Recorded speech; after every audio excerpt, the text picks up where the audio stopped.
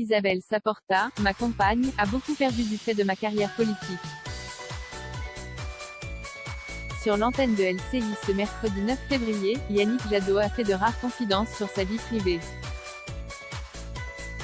En mai 2019, la journaliste de RTL a été poussée à la démission après la révélation de sa relation avec le candidat écologiste à l'élection présidentielle 2022. Tout le monde sait que je suis une journaliste engagée, je n'ai jamais caché mes combats écologistes. Mais je ne veux pas entraîner RTL dans quelque chose qu'ils ne veulent pas.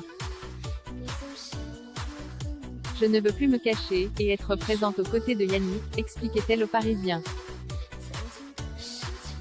Un choix de carrière qui a beaucoup coûté à Isabelle Saporta, mais aussi à Yannick Jadot.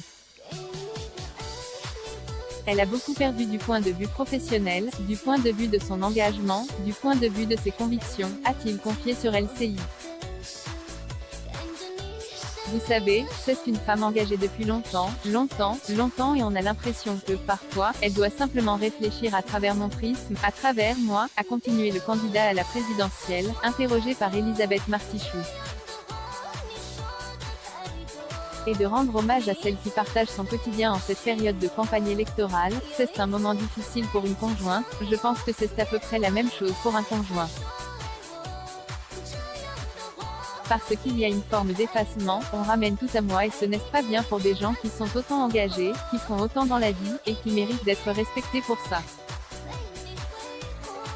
Après sa démission de RTL, Isabelle Saporta a connu des moments particulièrement compliqués. Isabelle Saporta, j'ai fait un petit burn-out. J'ai d'abord fait un petit burn-out, puis je me suis dit que c'était peut-être le moment de me lancer à mon tour, si je voulais changer le monde, expliquait la journaliste dans les colonnes du magazine Elle. L'écologie n'appartient à personne, il faut la sortir du confetti ELV. Depuis, Isabelle Saporta est devenue directrice littéraire chez Fayard.